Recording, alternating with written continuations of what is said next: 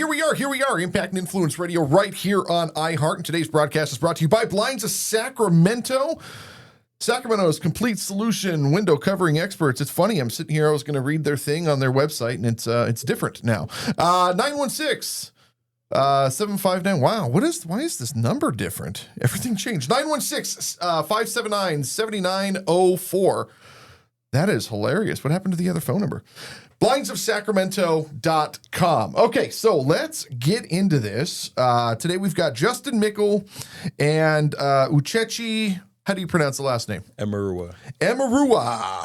And we're with Nutra Compass.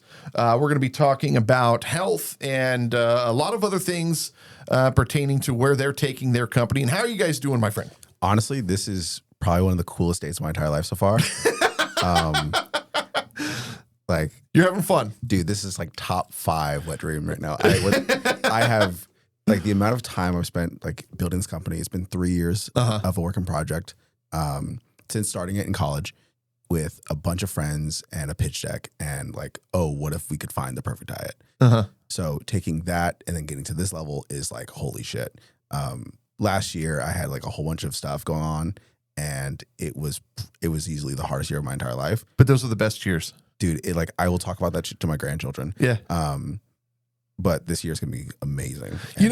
So we already had, I'm not going to get into politics. We don't talk politics, but we already had one Trump presidency, okay? Mm-hmm. And it was a very, very hard 4 years, okay? That's the COVID era, right? Yeah. And so we're going into our second year now of a Trump presidency, and it's been a challenge. And one of the things that I've come back with is this type of economy is so good for a small business. It is so good. And the reason I say that is because it forces you to think. It does. You're not given anything. It forces you to look at your numbers. It forces you to look at the data. It forces you to look at how much you're spending, how much you're making, the people you're connecting with. It forces you to think. And when we're able to think, that's when we grow. And then when the gooding gets good again, all our competitors, they're gone. Yeah. And we've taken their market share and we just freaking excel, dude. And that's why I'm so stoked about last year when we launched the magazine. It was a really, really, it was a struggle. I can't say that it wasn't. Yeah. But here we are now, 47,000 subscribers a year into this thing. And it's like the other 29 years of business didn't matter because what we're working on today is the future, right? Mm-hmm. Nice. And so that's where you guys are. Yeah, the future is super important for us. Currently, one of my jobs that I have right now is I'm a community nutrition educator. So I go from site to site to site, to school, right? Teaching people basic nutrition, or what I would think is basic nutrition. But for them, it's something that's not this stuff. No, unfortunately. Yeah, he has a. For our listeners, Quinn just sipped some Taco Bell, and Taco Bell Mountain Dew. Your poor colon. Yeah, I can't hate on Taco Bell too bad. Taco Bell, they have their hit. It's a hit or miss depending on how you feel. Right? It's all a miss. Late night, dude. Go to Taco Bell. It's all a miss. It's all a miss. It's all a miss. Right? You're gonna have a hole somewhere. I don't. If you see know. the things this man eats, he'll eat cheesecake. He eats crazy amount. He tries to give this illusion that I'm a health nut. No. Be honest. I'm a professional fat ass. So here's what I've made my life in a way where I can eat basically whatever I want. But I've seen your Instagram and I've seen your pictures. And let me tell you, if you and I were standing next to each other on a street corner, the women are walking up to you. They're not walking up to me. That's hilarious. I love that. Lots of hard work, and it's building the brand, right? Good grief, dude. I'm like, is this really what this dude looks like? Holy crap. The one thing, not to put your business out there, but he used to be a heavy guy. Like, he used to actually be fat. When I first met him, you were fatty, right? Yeah, bro. I was 16. He was huge. You would not expect, when I first met him, he told me that he was a heavier person because I thought he just had this physique. And then he showed me a picture, and I thought he was lying. Until I saw the picture, I was like, bro, you were that big? Yeah. I don't know how much you weighed in that photo. What did you weigh? 270. Oh, no kidding. So I was 270. What do you think I weigh? Dude, I don't want to insult you on your show. No. It's not. It's probably an insult if you What do call you it. think I weigh? I would say like 230, 220. 280. 220. I'm about 240. 240, I was close. I said 230. Okay. Am I a fat guy? I would say. You would say, yeah. I'd say, yeah. But look. You know what? You're keeping honest. No, seriously. He just scored more points with me. Okay. You know why? Because he didn't kiss my ass. Yeah. That's huge, dude. See, so I'm a fat guy, huh? Well, okay. The rule that I grew up with was if you have the balls to ask me an honest question, I have the balls to give you an honest I answer. love it, that dude. so many times. I love it. Yeah. I love it. All right. So we're going to be talking about Nutra Compass and what this is. So let's dig deep. What are we working with here? So Nutra Compass essentially is a gigantic machine designed to find the perfect diet for individuals. So we've taken this new technology called AI and added in all the data science from it. And then we're starting to build that out. How do we do that? By tracking people's diets and nutrition. So we have a basic food logging app as our B2C individual product. And from there, we're going to be working with our, tracking nutrition and hopefully making food logging as easy as possible. That way people actually do it more often. Because let's be honest, we've all had a nutrition app, like MyFitnessPal, like, some of the other guys, where you have to manually log your food and it sucks. Yeah, no, my wife does that. Yeah. I'll say the people who don't know what B2C is business to customer. B2B is business to business. So business to another business. Right Just to on. clarify that. Yep. And B to F is B to F. business to fat ass. Yo, I love that. That's actually a great one. That's a great one. No. Okay. So yeah, we take this approach where we actually track all the data that we're receiving, connect it to the person's health outcomes, because the standards that we have now as far as health itself is we all got this ethereal 2,000 calorie human being that we're going to base our lives off of. But not everyone is that person. There's a very small percentage of the population. Like you and I have very different bone structures. Yeah. Right. And if we count in women, we count really tall guys, everyone has a very different build overall. So what is the perfect diet for you? It's the one that you can stick to. It's the one that you can actually do. It's the one that you can maintain the rest of your life, right? It's a healthy lifestyle. And so being able to make that as easy as possible is one of the goals of Nutra Compass. And so that's why we're doing what we're doing. Now, what was your motivation in building this thing? I mean, you one day you were like, I'm tired of my feet and my knees hurting. Is that, or No. was it like, I want to live, I want to live 100 years on this planet? Who doesn't want to live that long? I don't want to live that long. You don't want to live that long? No. Why not? So my motivation behind That's doing, a whole separate conversation. Okay, we'll have that conversation afterwards. Well, I'll briefly answer. Okay. Yeah. God put us on this planet to do something wonderful. Okay. He gave me a lot of wonderful talents to share with this world to make this place a beautiful place. Okay. My music, my movies, this stuff that we're doing today, the books, all the stuff. Okay. And when God says it's time to go, it's time to go. Oh, yeah, no one can That's control it. that. No one That's can it. control that. Pull apart. And my wife and I, we both have DNRs on each other. That if something were to happen, Oh, do not resuscitate. yeah. Wow. Yeah. Okay. And it's time to go. Yeah. And that's it. And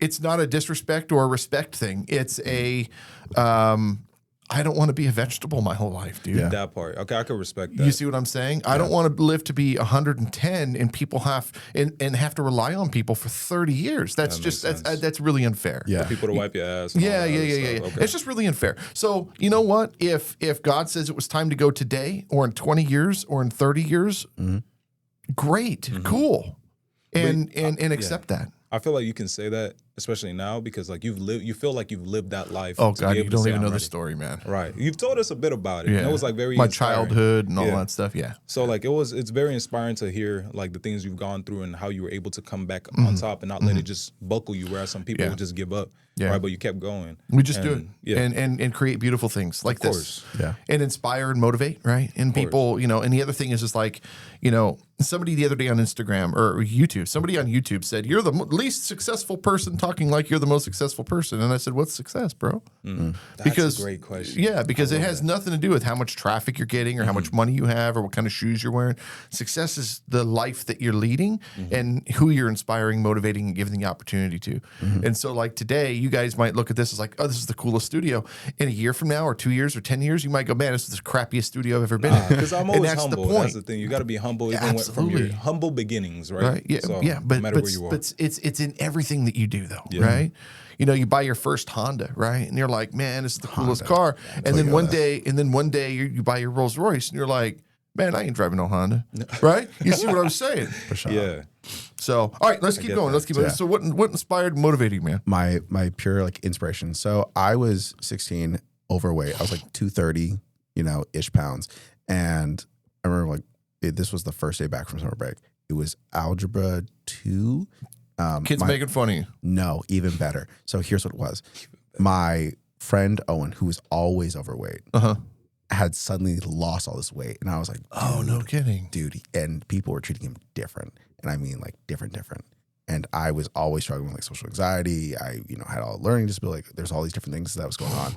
And, of course, one of the things that we wanted was to be recognized by our peers, and from like that day forward, I mean, I was kind of dabbled in working out, but I was never wanting to work out. I would just, no.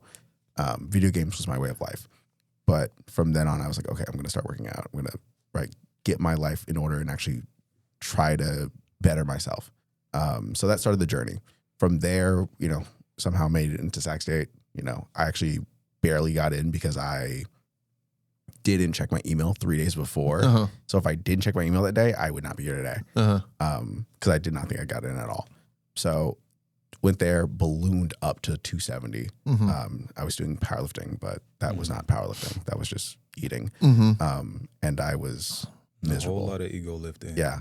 I mean, I benched 300 pounds, so I mean. Isn't that funny though? So when I got into radio, good God. Yeah. Go onto my website. And actually, they're not on there. If you go to my YouTube channel, you go to Spotify, podcast, iHeart, some of these other podcast places, you could find my first radio show from 2015. Listen to the ego. Okay. Listen to it then and listen to it today. And let me tell you, some humble pie.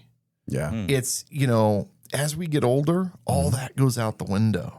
Right. And it's just maturity, right? But when you become successful for the first time after having nothing your entire life, all of a sudden you feel like you're on top of the world. Yeah. So I love that where, you're talking about ego because I don't see it today. Well, you're like the janitor. You're the janitor of your own life. Like you're the person who's in charge of cleaning your messes up, even other people's messes, right? Because we're all on this earth together at the same time. We all have the same 24 hours. We're all trying to succeed in our own way. So why hold yourself back with stupid rules? Right. I love that. There's a saying like no one is coming to save you, so you have to save yourself, right? So again, even with the nutrition stuff, right? Initially I joined because he invited me onto the team, and I do photography, I do videography.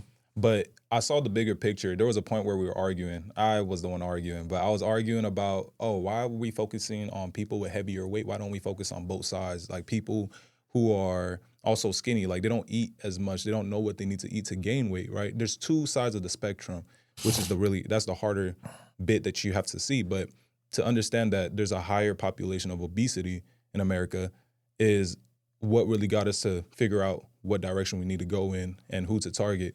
But a lot of people aren't honest with themselves. You saw how he was able to be blunt with you directly, right? Some people can't handle that. You telling them the truth to their face, they're going to be sensitive. I know that I'm not that fat. Right, but the thing is like...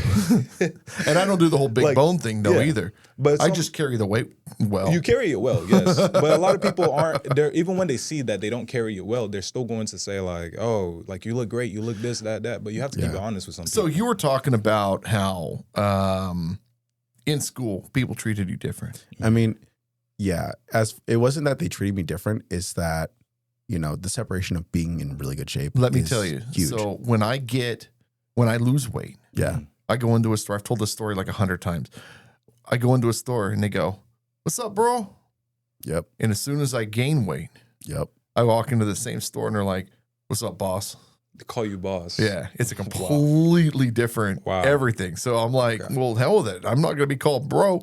At least they're calling you boss. And what was funny is when I got into radio, did you watch Empire? No. Empire, no, I've never seen it. So we had, in the first movie, we had Charles Clark. He was in Empire and he was in House of Cards. What did we lose? That was a trash can. We broke a trash can. Yeah, no, it just fell over. So we had Charles Clark from Empire and House of Cards, and he used to come on the radio show. He's out of Virginia, and he called me the Tony Soprano of radio. Nice. Just because of how I carried myself and the whole thing. And then it's funny, all these years later, we're doing mafia films and the whole thing, and people calling me boss. It's just, it's almost a persona in a sense that if Tony Soprano had lost, 100 pounds, he wouldn't have never been Tony Soprano. That makes sense. You know what I'm saying? That's fair. I mean, I think a lot of it has to do with like our identities. So Yes. we have two things, right? There's you and there's your identity. So, you know, whenever things change, whenever you go through like a season or something different, right? Your identity and your perception of how you see you will change. So your identity will die, but you, the individual, will still survive. Now, are you motivated? Like you're doing the lifting and you're doing the physique and all that stuff. Is that something that you always wanted to do? Is this something that you're going to continue to do? So the bodybuilding show that I did back last year in 2025 was one of the things that always was on my list.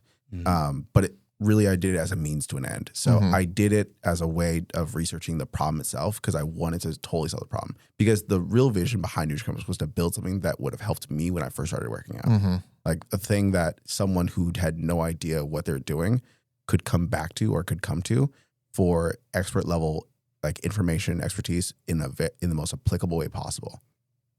Do you know who Ron Williams is? No, I don't. Never heard of him. 7-time Mr. Olympian. Sounds very familiar. Yeah. Yeah. So he named one of my books 7-time Mr. Olympian, 7-time Mr. Universe, something like that. Nice. Yeah. So Frank knew him and introduced me to him, and we were at one of his things, and he was talking about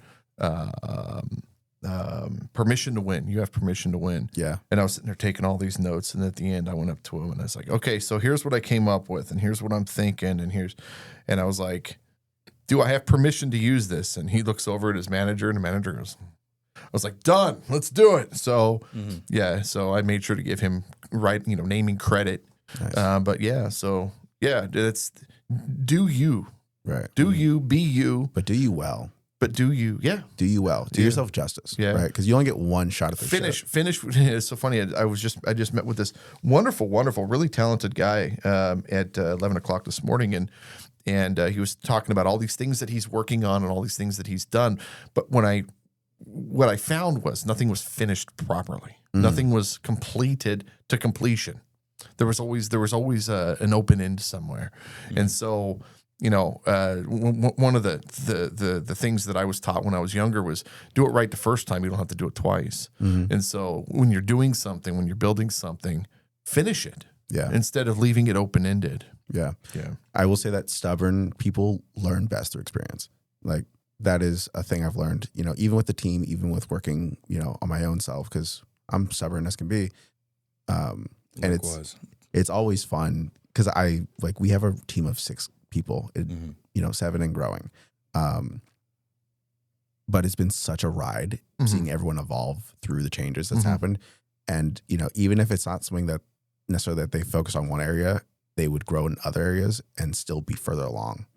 So it's always been amazing. It's probably been one of my favorite parts of this whole project is the fact that the work that we do works on us as well. So talk to me about the app. Talk to me about what it is, how it works without, giving your patent secrets away. Yeah. Talk to me about what it is. Yeah. So basically it's the goal is to make the most efficient way to log food.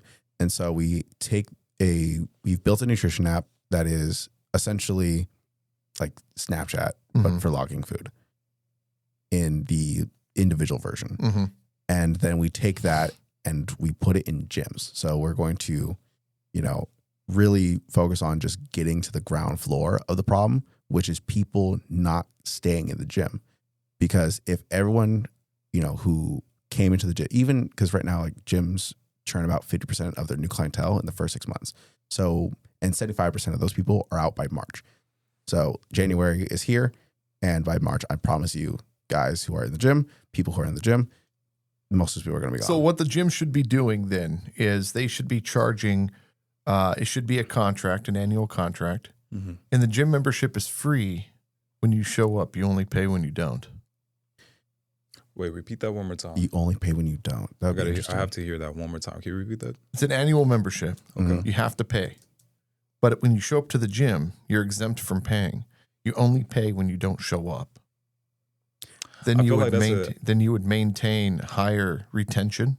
But you're not making as much. It's using money as a punishment. So what happens when people first sign up for the gym? Essentially, it's a joke, but yes. So what happens is people sign up for the gym, and what they're buying when they buy the membership is they're buying the dream physique that they're going to have. Correct. Right? Yeah. Except the problem is like that takes work. Yes. And so in order to keep them motivated to working, we have to help the 90% that they spend outside of the gym, right? So how do we do that? We focus on the one thing that we know for a fact they can control, which is what they eat and put in their mouth.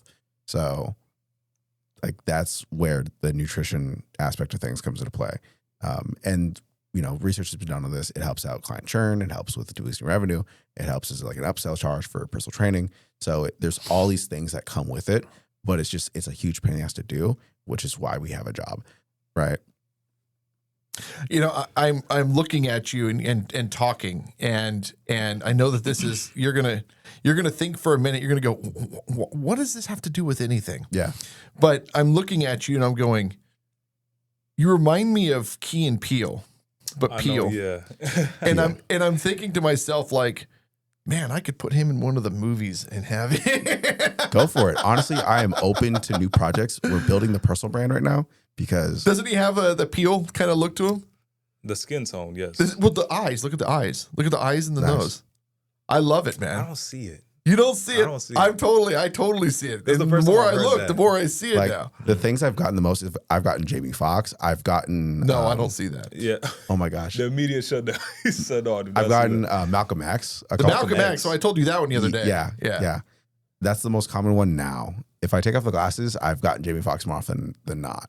It's probably the glasses. It changes Interesting. a lot. I'm taking Yeah. off my glasses whole before, and people face. are like, "You look older." I'm like, "Oh my gosh." They It's called crazy. you old. They say I look older because I took off my glasses. How old are you? I'm 23. Yeah. Oh my God. Yeah. No, that's I not a had problem. failed my first business by the time I was Really? 23. Wow. And I failed like 15 more since then. So Dang. But what was the first business? Would you my say? first business was cell phones. Cell phones. Cell phones. What were you doing specifically? Buying cell phones and retailing. Okay. Yeah. Okay. Yeah, we were doing the higher end Nokias, and we were doing the 8860 Nokias, the Sony Ericsson T68s, Sony Ericsson T28s, Kyocera 6035s, some of the higher end stuff. Yeah. Right on. I don't know if that means anything to you guys or not. It's a business, I mean- and I saw that you built a business, but to see also that you're able to open up and say that I also failed businesses, that's something that teaches us like, oh, what is it that we can learn from you? At least I could say, like we can learn something from someone who has already had For what you're working on. Here's my best advice: do it until it doesn't work, Great. and then be ready for Plan B, and then be ready for Plan C. See, I say plan B is plan A. Plan A is there's no plan B. It's Yeah. only plan A. You have to make plan A work. Yeah, no but matter you what. have to remember STP. Sustainability, tenacity, and positioning. Yeah. You have to remember that. How sustainable is your business? Right. Okay. How much energy is required? Right. What's your position in the market? Yeah. No, we're gonna Okay. win. And so if all of a sudden nobody wants to do apps anymore, you got to be ready for what's next. Yeah. And you had to be ready 6 or 8 months ago because you have the You have to plan development. ahead. Yeah. So that's what I was saying. You always got to be thinking about what they're working on. It's like Zuckerberg's getting rid of the metaverse now. Why? Well, it's such old news. He's got the glasses. You and all don't really kinds hear of much stuff now. about it anymore. Yeah, Because when it first started, the stock market for Meta was going up. Well, we were talking about building our own phone, right? We were talking about building our own like little BlackBerry phone, Yeah. and then CES happened this month, right? Consumer Electronics Show in Las Vegas for all the big tech companies, and guess what? The new hot product is BlackBerry. Blackberries. Yeah. and I'm like, we're late. See, I've That's not it. even heard of You are. Blackberries in a long Because time. it cuts you out of the whole like Instagram doom scrolling. Yep. Because you lose a bunch of time, and that's the one responsibility I'll have. And everyone's going back to the simplicity. Yeah. They're going back to print. They're going back to They're going back to flip phones now. Keep it They're simple. going back to CDs and, Yeah. and stuff you were See, talking about. Yeah, I haven't heard people really using They're buying CDs. cassettes. They're buying vinyls. I know you know about what, vinyls, You know, yes. you know what the new hot item was this year for Christmas for the teenagers was know what? records. What was Records. record players or Records. records? Okay, records. Yeah. Is it because of the nostalgia of a record? And I think that the new generation is is experiencing it for the first time. yeah, I went to a networking event recently and they had Polaroid cameras. that's cool. Polaroid cameras have been around for a while. They're still popular. That's the thing. You That's see in what I'm colleges. saying? Yeah. Yeah, but you see, they're popular to your generation. That They makes they sense. weren't popular to my generation. That was old news. We didn't have that stuff. We had them when I was in kindergarten. And I think social media is another thing that really pushes out all these new products, especially like But TikTok social media is Marketplace. dying, dude. No, It's all changing. I see. I feel like it's actually. I have to beg to differ on that one. I say it's actually growing because No way. TikTok, YouTube, a lot more. So like, especially like the financial aspects of it all. There's more money being pumped into TikTok and social media. I'm pretty sure the social media platforms.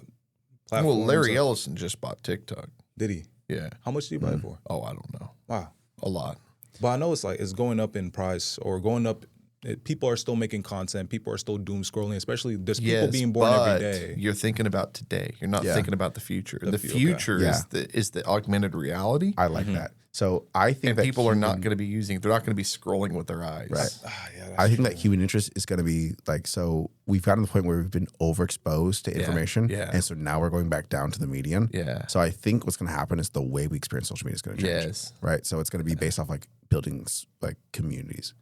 And then Going to these networking events, I can't believe. I mean, this is the one we had on Friday. We had 300 businesses there. I'm thinking to myself, like, right on. holy crap, dude! Yeah. People were connecting. Yep. There was no masks. There was none of that. People were belly to belly connecting like they would have 20 years ago. It was awesome. Yeah. It was so cool. And it's new. And no one had phones out. It's new now. See, I which is like that. cool. I like that. It's Right. just you are able to genuinely be In the present moment. In the moment, yes. Yeah. Like being where your feet are at, being present is so new. Yeah. Because we're used to being inside and like the sky is falling all the time. Yeah.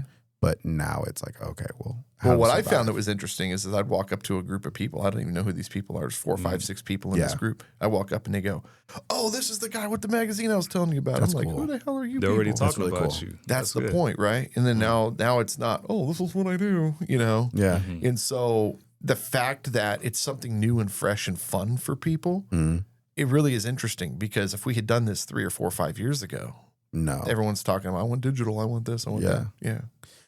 Yeah, I definitely agree. I think that people are practicing being more open. I think that's just a thing that we're seeing more now is that we've gone from like a closed source system to an open, right?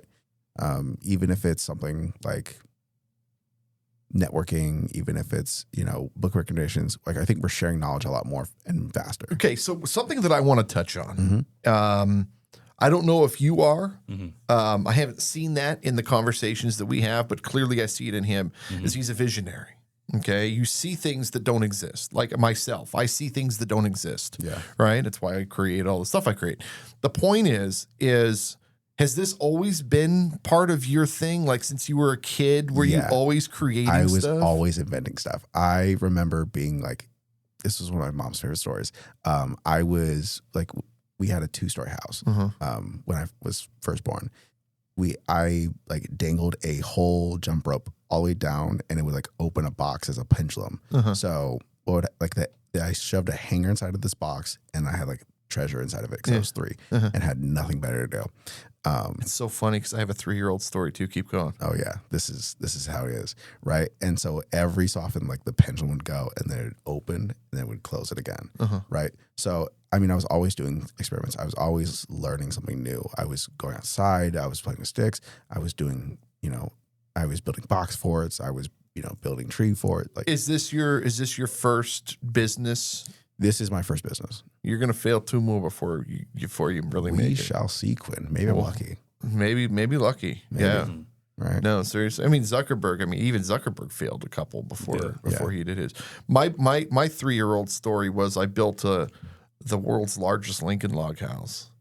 And I mean, when you're 3 years old and you build the world's largest Lincoln log house, it's as tall as you are. Yeah. And I built this, this thing of, as a 3-year-old. Yeah. And there's pictures floating around in my dad's photo album or whatever of me with this ginormous Lincoln log house, which again was only this tall, But when you're 3 years old, it's taller than you. You're standing up there and you're putting the things up. But at 3 years old, I mean, you're already looking at structure and foundation and building something that Yeah.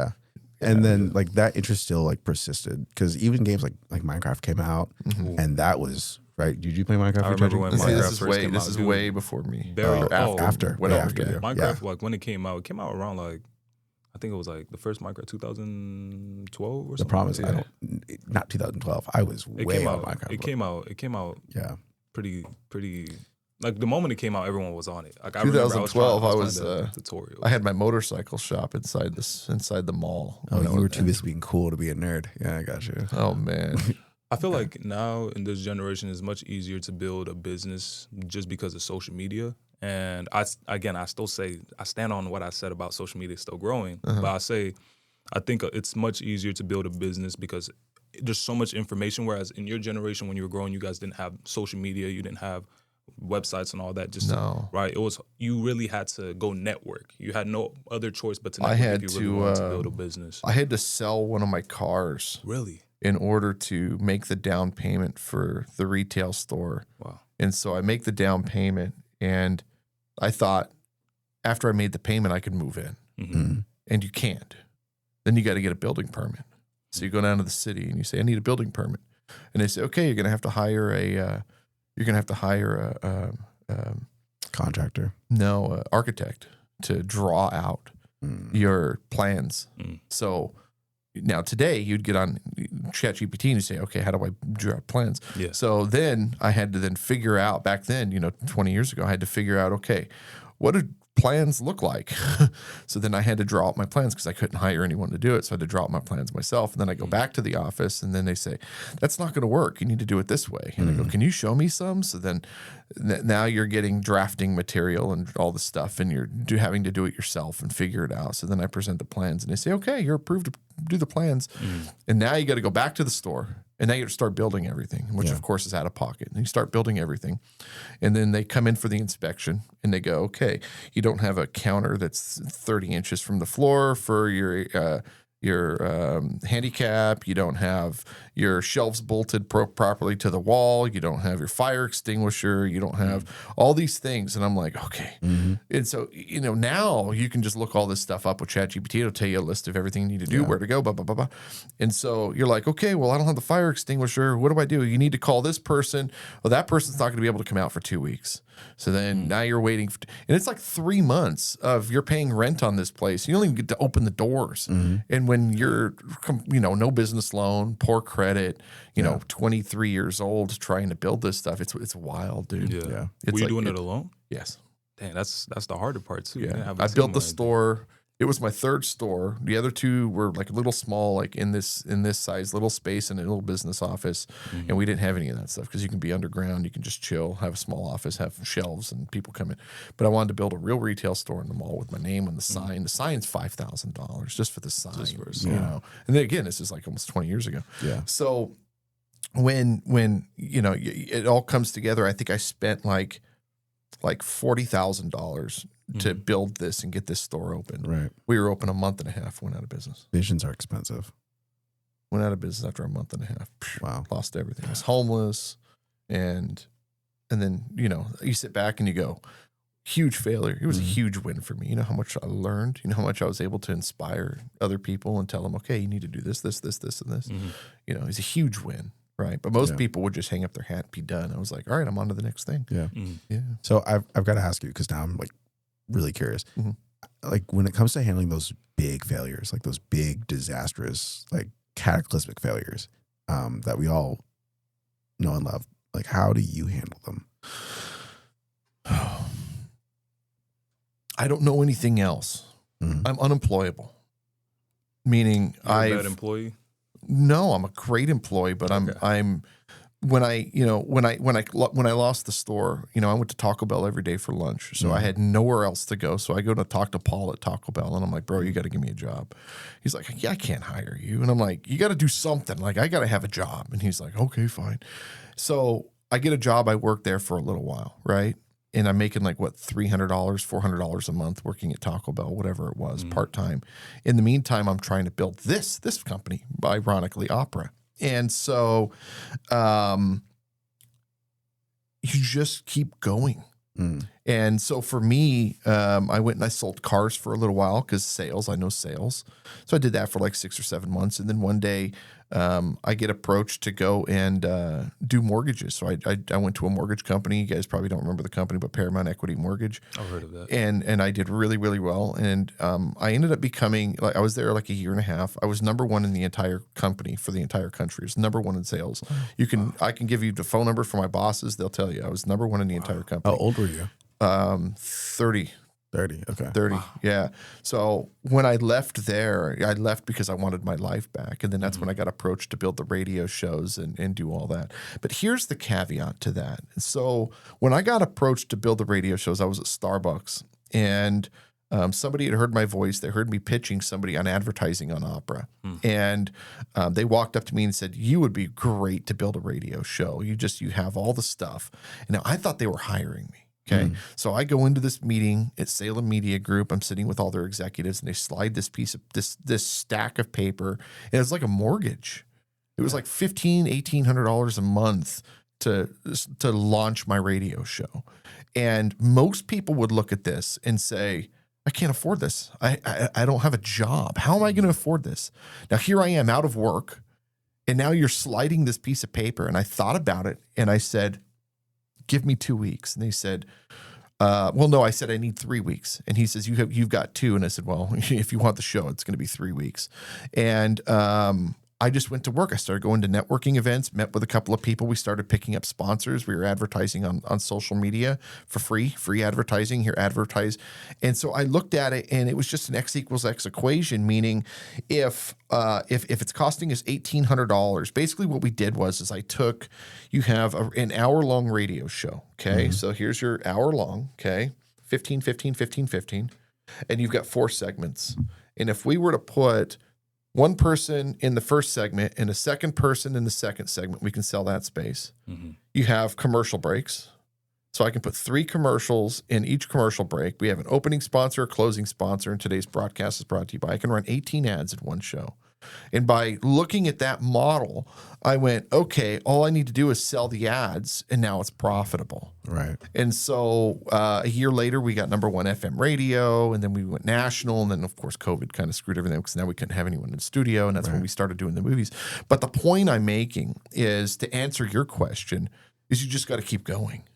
Because if it's in here, you're going to do it. If it's up here, you're going to go find a job, and you're just going to, sometimes you got to get a job to get to fund your business, to fund your project. But so when I was making the sales calls, they give you 2 monitors, right? During, when I was in the mortgage. And so I'd have Opera open on one, and I'd have their calling system open on 2. And what I was doing is I was literally working on my business while I was doing that. So my brain was doing both things at once, and I was still number 1 in the whole company. That is insane. And it was probably because my brain was working all day instead of people sitting there waiting for the phone to ring. Because you were building your work ethic. So one of the things I've noticed from building this company is, like, sharpen your knife. It's one of the rules that I've put into the company, because it really is just talking about how to look at your work efficiency, looking at your work ethic, looking at, your mentality when you are working, right? How do you solve problems? Do you let do you let things stop you from achieving the goal, or, are you focusing on achieving something, right? And especially from just learning with everyone, but also learning on my own, is that daily practices and just how we live each day will refine our thought process and how we think. Did you watch Pursuit of Happiness? I have not seen Pursuit of Happiness You yet. need to watch that movie. Okay. Because there's a very, very important moment where he talks about the X equals X equals X. Okay. And that was literally what got me in the mortgage business. I wrote the Cold Call King book series off of this. I've written 4 or 5 of those. And X equals X equals X equals X is a very, very important. X number of prospects equals X number of calls equals X number of open deals equals X number of closed deals. People are all so worried about how many calls they make, what their close ratio is, but they're never paying attention to what happens in the middle, right? And so X equals X is really important, especially as you're trying to, reach the people or whatever it is you're trying to accomplish. It's super important. And one of the things that I did when I was in the mortgage business, the reason why my numbers were always so good is because of that model. I mean, so if I came in the second shift, for instance, I see the first shift was making, an average of 30 calls an hour, right? So one every 2 minutes, right? I would set my goal for 60. So how did I do that? Yeah. Well, we have the same questions. So instead of saying, did you have any lates did you have any lates? No. Did you have any bankruptcies? No. Any short sales? No. Any foreclosures? No. I just wasted 15 seconds. Right. Any late short sales, bankruptcies, foreclosures? Well, no. I just shaved 10 seconds off of them. Right. And so if I can make the call quicker, make it more efficient, I can be ready to make more calls. And so I kept a spreadsheet of how many calls I was making and what my close ratios were. So I knew exactly where my numbers would be. So even if I fell short of my number, I'd still close. Yes.